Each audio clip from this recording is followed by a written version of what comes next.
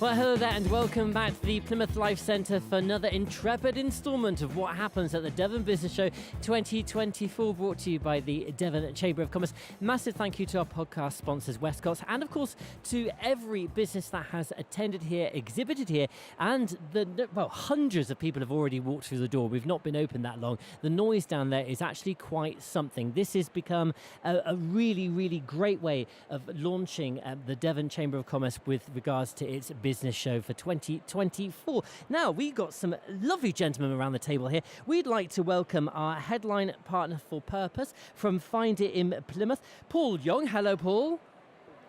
Yep. Hi, Paul. Hello there, hello. You've not been on a podcast with me yet, have you? I haven't, no. These two have. Yes. And they're thinking, oh yeah, he has no idea what he's let himself in for. Oh, my goodness. Also, our exhibitor bag partner from Wildanet, we've got Matt Greaves. Hello, Matt. Hello, Paul. Hello, you're a pro, back. you're a pro, yes. Yeah. You were sat here last time, but not here last time, but next to me last time. That's right. Yep. And also another exhibitor support partner, the Lanyard partner from Kaya Gallery. We'd like to say hello to Matt Greaves and Chris Warren as well. Hi again, Paul. I always call you Warren. I don't know why I have Warrens on my mind. Probably because of cream cakes, something like that.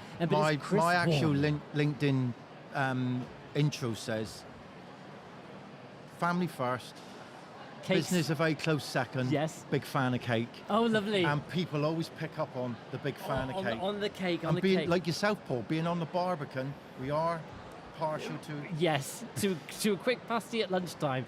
And that's one of the benefits, one of the beauty aspects about working and living in Plymouth. It's such an amazing location. In fact, Devon, the entire region, Devon is a beautiful county from coast to coast and everything that it contains in between, the rolling hills and dales. Oh, you can't get enough of it, really, can you? It's such an amazing location. So that brings me on to saying hello to Paul from Find It in Plymouth, because you're not from around these parts, are you? No, we're from the Midlands. Find It In was created about 17 years ago, and we've worked with lots of public sector and lots of organisations. So I'm really chuffed that we're working with the guys down here in Plymouth. And Find It in Plymouth. So tell us a little bit about that as a website, as a one-stop shop stroke solution. Yeah. Find It in Plymouth is all about sort of bringing buyers and suppliers together and promoting that local working togetherness and reducing your carbon footprint, supporting our local communities and improving jobs and increasing jobs in the area. And indeed, I mean, you've done this around the country, which is why you've kind of made your name as a business in terms of making this solution work, doing it quickly, because when it comes to things like this, time is of the essence. You can't wait around for these websites these have to be very quick turnkey operations. What's the key to your success? I think the business communities are very vibrant, and they really want to work together, and we're just a portal, if you like, to enable this collaboration. So we give the bigger organisations the access to the smaller businesses, so that the smaller businesses can see the opportunities that these larger businesses are creating, and we're just sort of that in between, if you like, that sort of brings everybody together. So it works really well. Fantastic. Now, a lot has happened in Chamberland, but definitely a lot has happened with regards to the tech landscape as well. And here again from Wildanet, Matt, now this time last year, we were talking about the new infrastructure that you're rolling out to support the business landscape and about new technologies that were on the horizon. What has happened in the last 12 months? You haven't exactly sat still, have you? No, far from it. In fact, it just doesn't seem to slow down at all. In fact, it's accelerating at a huge pace. We've been continuing to roll out a full fibre network across Cornwall and Devon. And in fact, since I was here last, we actually secured another government contract for Cornwall and the Isles of Scilly, which is fantastic. We're continuing to roll out that network across Devon now and supporting businesses and organisations across Devon with access to better connectivity for their businesses and helping them with Wi-Fi solutions and digital telephony systems. That's easy for you to say. I have a problem with digital. That's one of the words I can't say. Chris, you can say the word digital, can't you? Just Paul. And you're back again. And why do business shows like this mean so much for your business? Because we're a very, very small business, probably the smallest business here today. And I always think we're punching above our weight. And us, with the Lanyard, being the Lanyard sponsor, we get the best coverage because everybody's wearing them and that, which is good for us. The Devon Chamber is important for us as it is for everyone sat around this table. And now we've merged to be one big chamber with change of government, devolution being a bigger beast. Devon having its own independent large chamber, I think fits into that narrative. I think it's one of the good things is about having a unified voice to deliver key messages on behalf of the business community. And coming back to what we were talking about just a few moments, Matt, with regards to the technology landscape, connectivity, and the problems, the issues that the region has had with regards to connectivity has not gone away. I know as a business you're providing solutions and you're fixing those pain points, but you can only do so much, and you do need the help and assistance, the licensing or the techie bits. I don't quite know what happens behind the scenes of them upstairs. Yeah, absolutely. And Cornwall, Devon, the Southwest in general, it's very far behind the rest of the country in terms of connectivity. And that's why Wildanet is doing what it's doing. And to pick up on one of Paul's points is, one of the reasons why Wildanet is doing what it's doing and doing it successfully is through collaboration with other organisations. And that's why links with the Chamber is so important. That's why collaborating with organisations across the region is so important to help support those organisations and help give Wildanet the infrastructure it needs to help roll out that. Because Paul, connectivity is what makes your business work. Absolutely. Without connectivity, it doesn't work really. We'd really struggle to get the message across. But obviously, with the geographical sort of area as well, it makes it vitally important that businesses are connected. So and that's what it's all about really at the end of the day. So it's really important for us to reach all areas, because we've got some amazing businesses in remote places, and if they haven't got access to the network, then it's just wrong, isn't it? It's really wrong. So Chris, do you agree? Absolutely. And being in the southwest, the far southwest, I think what Matt was saying and Paul, we do tend to miss out slightly. So these guys, what they're doing, integrating the far southwest, is major.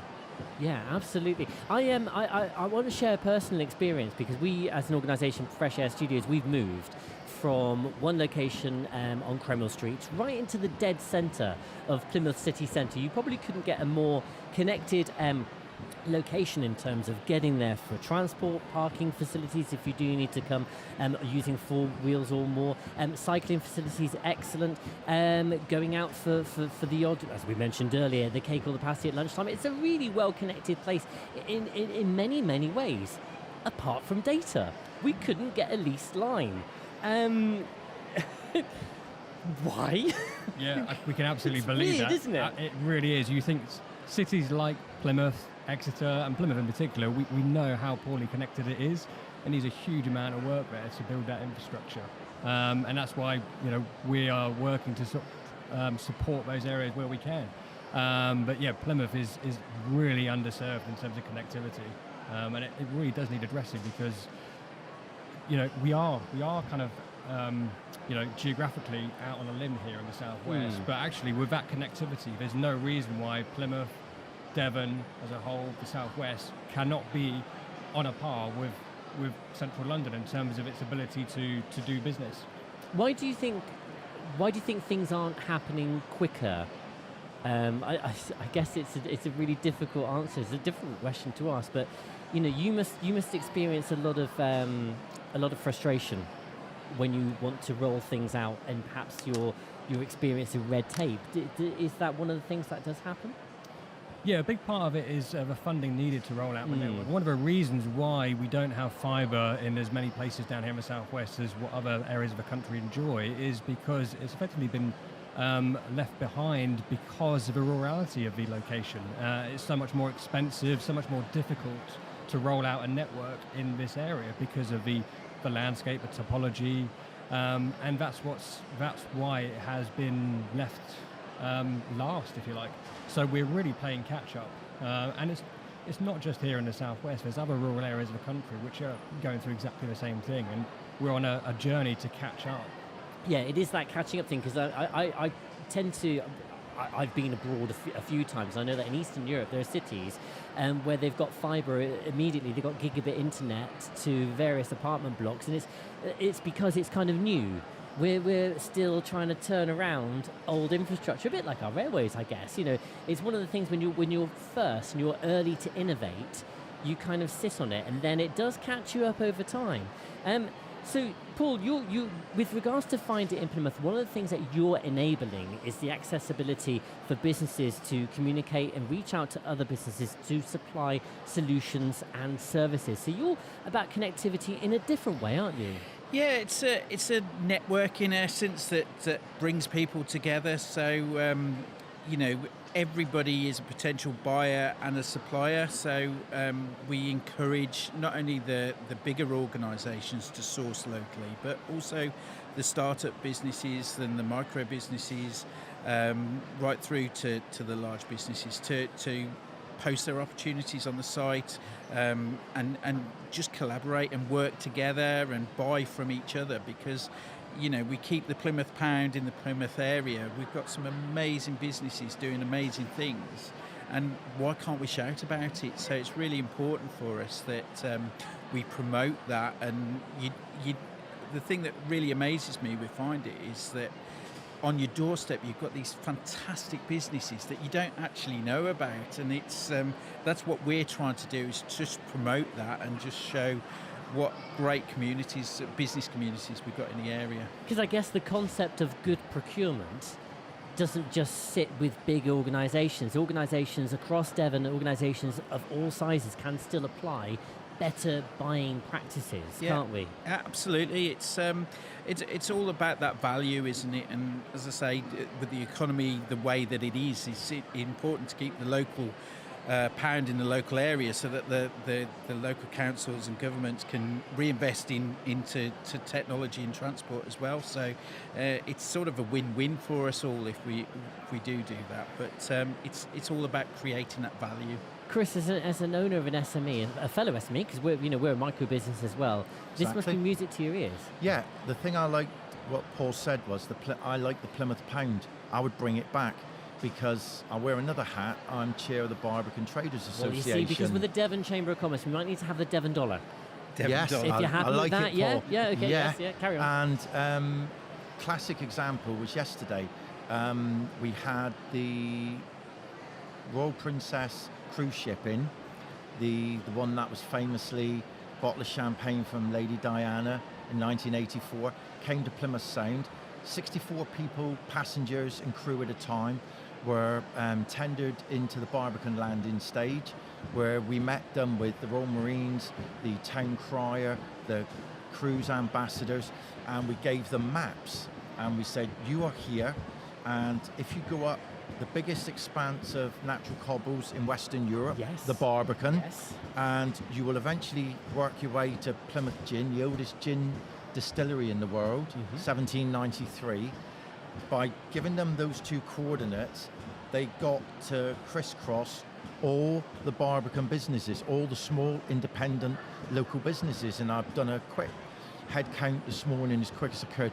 Lots of people had increased not only footfall but increased turnover yesterday. So it proves when we can attract these cruise ships into Plymouth, which I've got a really good relationship with Richard Allen, who's our harbour master, and he's very keen on bringing even more cruise ships in next year. So opportunities like that for a small business like ours doesn't come along every week. It's every 3 or 4 weeks in the season. And all these initiatives, they have value and they have lasting impacts. You do it once, it makes it easier to do it again. And it's very hard to kind of say the impact of this event, of this piece of technology stops here, because it has a lasting legacy, doesn't it? When people get into the rhythm and the flow of doing these things, then you've got long-term achievement. And this must be something that Wildanet, for example, you just evaluate the long-term impact of every plug you put on the end of a fibre link has a legacy. Absolutely, and I think what we're doing is about leaving a legacy. We're about building an infrastructure that is going to support Devon and the surrounding area for generations to come. Yes, we're selling a broadband service, but Wildanet is so much more than just selling a broadband service. We're about empowering organisations, communities to have access to connectivity, which opens up those opportunities for future generations to support the local economy and to build on, what a great area we already have. You're absolutely right. In fact, the three of you gentlemen around this table right now, you're all enablers. You enable other things to happen.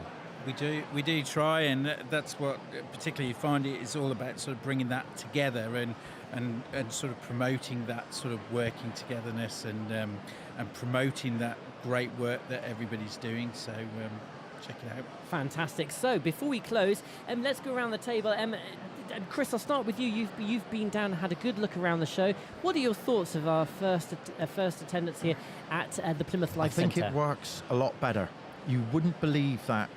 Obviously, we were here 12 months ago talking about this, and you can get more stalls and exhibitors in the Life Centre than you could last year in the 3 bits we had. And we've got great exhibitors outside of the building with modern electrical vehicles and things in that. And yeah, it's much better this year. Fantastic. Paul, how does this compare to the other business? You've probably been, I wouldn't say you've been around, but how does it compare?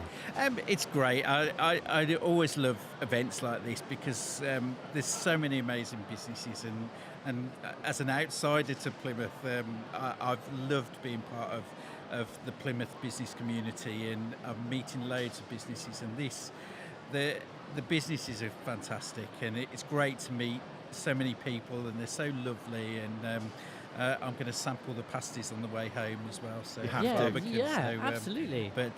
No, it's amazing, and I will be spending a lot more time down here anyway. But this is great, seeing so many businesses here. Almost an honorary Janner.